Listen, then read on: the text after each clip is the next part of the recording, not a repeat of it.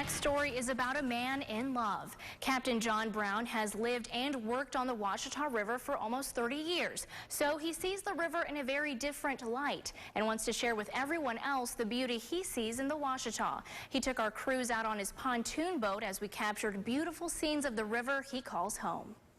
One man, one boat, one river. I love it. And this man wants you to feel the same deep connection he has to the river that runs around us. Only God could do this. Captain John Brown charters a pontoon tour boat on the Ouachita River. He's alone in that business. Canada, from Mexico. I've had people from all over the place. He'll take anyone who asks out to see the waters. I've been on the river about 27 years, maybe. So he's made his office the river. He's put 1,200 miles on his motor in just this past year. So that tells you how many trips I've made up and down the river. But it's also been his home for the past 18 years, living as a river rat. It flows through his blood. Grandfather was a riverboat pilot also, and my daddy was raised on the river, so I just got a double dose of it. It's strictly genetic, I know it is. He says he knows a lot of people who've lived here all of their lives but have taken the river for granted. For me, it's beyond imagination.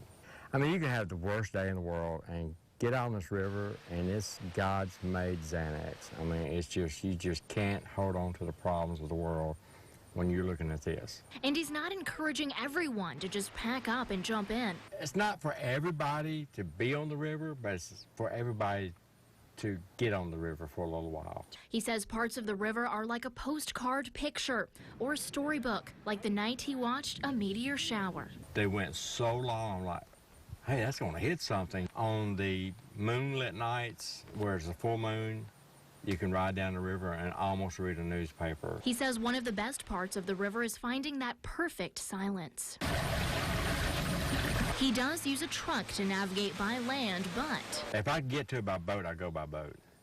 You know, I'm just trying to figure out how to, I'm trying to get him to get a Walmart on here somewhere. I can live permanently on the water, not even hit dry land, not unless I just had to. But I'm still part of the real world, so I've got to go to Walmart sooner or later.